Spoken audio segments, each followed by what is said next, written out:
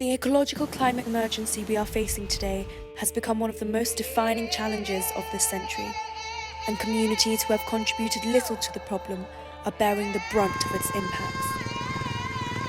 The Philippines, being located in the Pacific Ring of Fire and the Typhoon Belt, is one of the world's most disaster-prone countries, with the increased frequency and intensity of these disasters estimated to cause up to $20 billion of damage each year.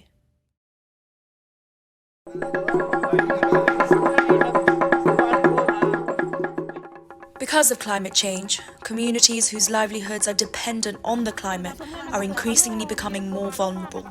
Suffering from deep inequality and population growth, significant pressure has been placed on the housing sector.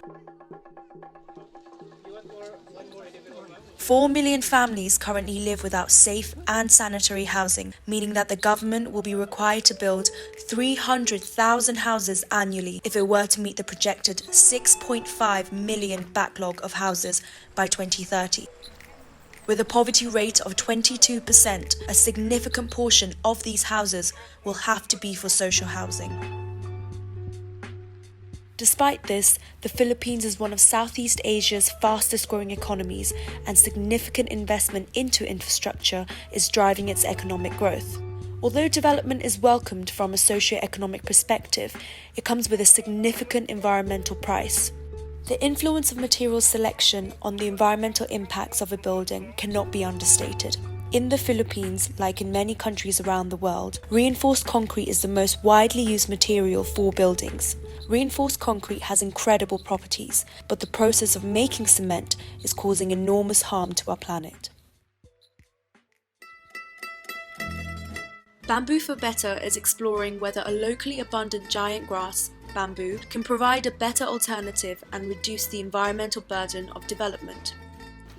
In September 2019, we visited researchers, designers, suppliers, government officials, and house builders to better understand the Filipino bamboo industry and its potential for social housing.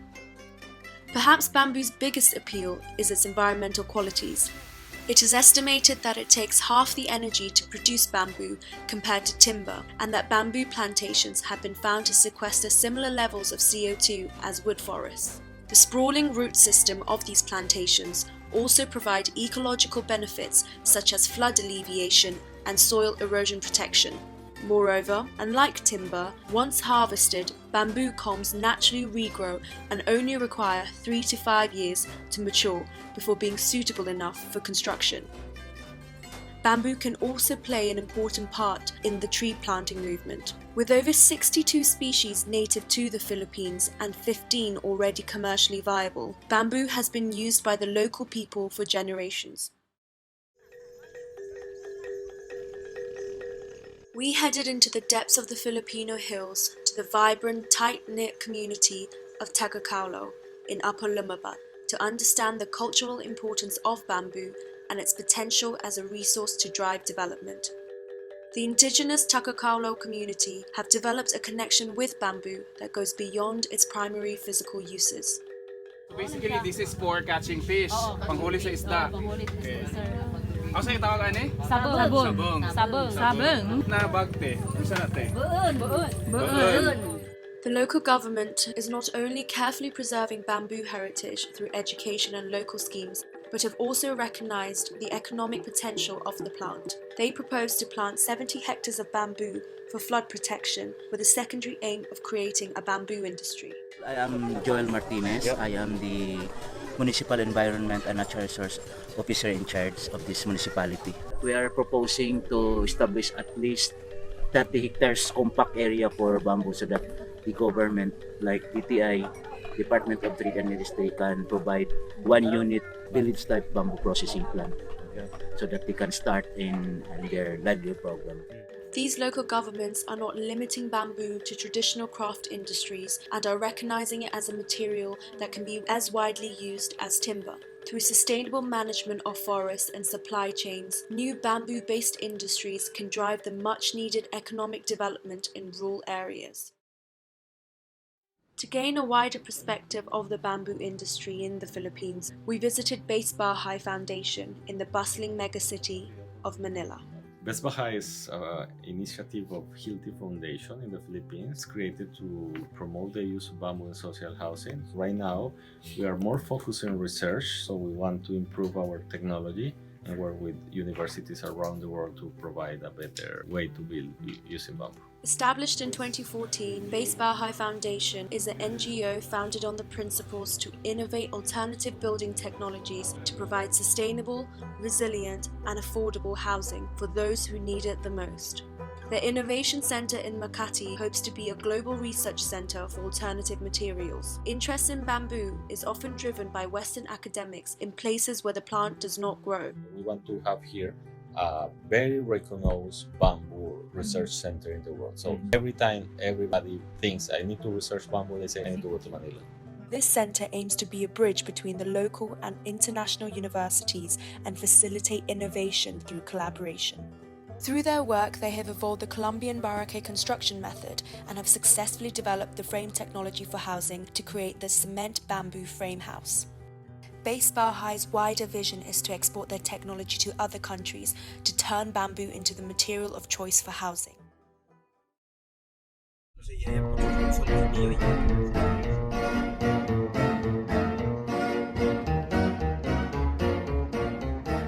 Landing in Bacolod, we got the opportunity to visit the Silay site that Base have developed in partnership with the Habitat for Humanity. Here they have successfully built 546 homes for those impacted by natural disasters and government schemes to clear informal settlements. The use of bamboo has meant that the cost of each unit has significantly reduced from the conventional concrete hollow block houses, making the money reach a lot further. Put some cement inside from the bamboo. So the cement will help hold this that way to prevent from during typhoon uplift pressure. These cement bamboo frame houses are also just as robust and have been proven to withstand strong earthquakes and Category 5 typhoons with winds of up to 240 km per hour. With such positive impact this project is having, it has attracted countless students from all around the world who come to be a part of the progress. I'm Momo. Come here to support all Filipinos. It's a nice experience for us. To make smart, happy for everyone. Once the technicalities of the projects were understood, we went to go meet some of the residents of the sites themselves. Heading down the community streets, we were welcomed with bright smiles, each house beautifully decorated with the residents' personal touch. It was clear how quickly every household had made this community their own. While heading through the area, we came across Marife, a 55-year-old resident we were fortunate enough to have wanted to share her journey with us. Ako si Marife RC na pagto 2 months ako sa 27. Since na-demolish kami, sir, nag-member kami before sa Yolanda. So nag-ano ni ang Habitat na tagaan kami chance nga naka-transfer di. They're building a community here. So all of the beneficiaries here are not really always know each other from different areas. But here they are practicing their community. Comfortably na ganyan, bisan ang ulang siya, at least amo na. Wala na transfer, pangamatabo, wala. To witness structural bamboo at a greater scale in modern design, we visited CCT in Malungon, Sarangani. This 2-story bamboo mansion stood high as its architectural features captivated all those in its presence.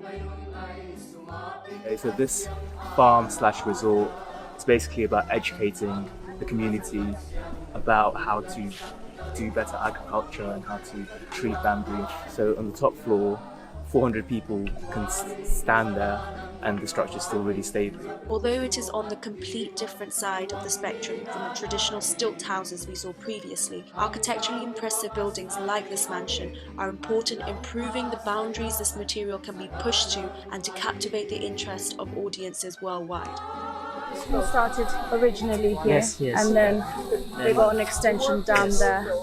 So now they have classes going ranging from kindergarten to grade 9, and they have students from all over the area, Even in the upper Lumabas. Everything's catered for, so even from the supplies to all the schooling, it's all paid for. Along with all these various services as a retreat centre and school, the CCT have their own on-site bamboo treatment facility for their poles. From their use of locally sourced bamboo to creating an amazing educational space for local and indigenous children, the organisation continue to be advocates for sustainable design in the Philippines, inspiring a new generation to consider greener building alternatives. Bamboo is a highly vulnerable material to insect attack. The robustness and integrity of bamboo structures rely heavily on the chemical treatment of the material. We visited Ray and Amy in Darwin, Dumaguete, who run an enterprise called Kawain Collective. Ray very much has always had a very clear idea of what he wanted to do and how he wanted to use his skills as an architect. And it's always been here in the Philippines. I'm here to learn about bamboo and how Philippines is different from all the other places. Their goal is to develop technologies for better bamboo treatment and to elevate the material for sustainable development. As we toured around their treatment facilities, we were able to get an insight into the bamboo treatment process. How long does it have to be dried like this? Just like 2 hours, 3 hours. It drips down and then we put it on the shelves and they're ready to go. Kawain Collective, however, is far more than a bamboo lumber and treatment facility. Amy and Ray's passion to drive a change in the construction industry shines bright through the way they run their organisation. From starting the day off with light team exercises to sharing each other's hopes and dreams, the team is able to bond and deepen their relationships with one another, setting a motivated outlook for the day's work. Besides bamboo treatment, Ray and Amy are committed to implement a more circular economy. They are developing relationships with local craftsmen to make use of the hundreds of bamboo offcuts that they've stockpiled and are engaging with locals to raise awareness about the benefits of bamboo. An organisation of such, however, does come with many hardships, and their drive to overcome their obstacles and face their challenges head-on is inspiring to witness. One of the major challenges when we were up last October when we were here was supply. No one really knows how much bamboo there is. There's no tracking, knowing where to get bamboo and how much of it. So we named our company a collective because we have every intention of having this be locally owned.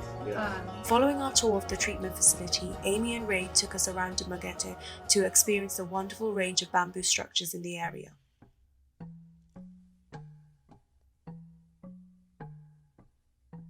So we were just checking out the structure by Studio Damgo. I think students built it and the bamboo hasn't been treated. So as you can see, the structure's only been a few months old, but there's a lot of defects and splitting already occurring. Yeah, I've never seen this before, which is, I think, is recycled tyres, and they use that as a connection design.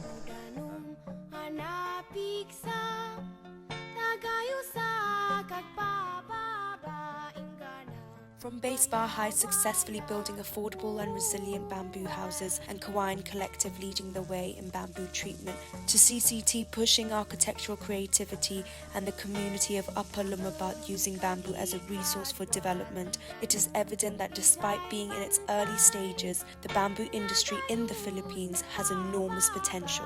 Regardless of their countless obstacles and challenges, industry leaders, organizations, and local communities continue to push for a more sustainable future. But with the housing crisis in the Philippines worsening, government authorities must choose to push this initiative forward and drive the change. Pushing the boundaries, bamboo has an enormous part to play in driving sustainable development and helping us meet the needs of today without compromising the needs of our future generations.